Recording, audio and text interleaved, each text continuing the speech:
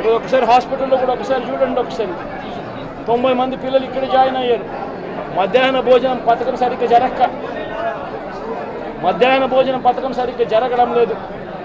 పిల్లలకు కనీసం బ్యాగుల సప్లై కూడా సరిగ్గా జరగడం లేదు. ఇచ్చేటోడు ఎవడు ఇవ్వడం లేదు సరిగ్గా ఏది వ్యవస్థ అనేది ఏది సరిగ్గా జరగడం లేదు. వ్యవస్థను గాడిలో పెట్టండి. మీరు ప్రజలు మిమ్మల్ని ఏదైతే ఓటు వేశారో ఒక కారణం చేత మీరు ప్రజలు 10% మంది ఓట్లు, మాకు రావాల్సిన 10% మంది ఓట్లు మీకు వైపు డ్రిఫ్ట్ అయ్యాయి అని అంటే కేవలం మీరు చేసిన మోసపూరిత వాగ్దానాల వల్ల డ్రిఫ్ట్ అయ్యాయి. ప్రజలు మీ దగ్గర నుంచి ఎక్స్పెక్ట్ చేస్తూ ఉన్నారు. రైతులు అల్లాడిపోతూ ఉన్నారు, రైతు భరోసా అందక. పిల్లలు అల్లాడిపోతూ ఉన్నారు, పిల్లలు బడులు స్టార్ట్ అయ్యాయి కానీ తల్లులకు అమ్మఒడి కార్యక్రమం ద్వారా వస్తూ ఉన్నది రావడం లేదు.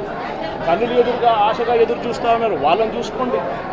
అక్క చెల్లెమ్మలకి ఇస్తామన్నారు నెల 1500 రూపాయలు, అది ఇచ్చే కార్యక్రమం చూసుకోండి. ఇంటింటికి ఉద్యోగం అన్నారు, ఉద్యోగం ఇవ్వకపోతే 3000 రూపాయలు ప్రతి ఇంటికి నిరుద్యోగ వృత్తి అన్నారు. ఆ పిల్లలందరూ ఎదురు చూస్తూ ఉన్నారు, మీరు ఎప్పుడెప్పుడు ఇస్తారు 3000 రూపాయలు నిరుద్యోగ వృత్తి అని. అది చూసుకోండి.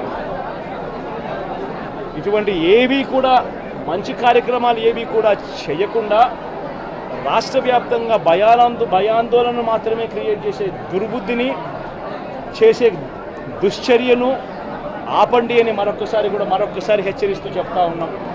శిశుపాలను పాపాలు పండినట్టుగా వేగంగా జరుగుతూ ఉన్నాయి. తన పాపాలు పండడం అన్నది కూడా తను మర్చిపోద్దని సందర్భంగా మరొక్కసారి చెప్తా ఉన్నాం.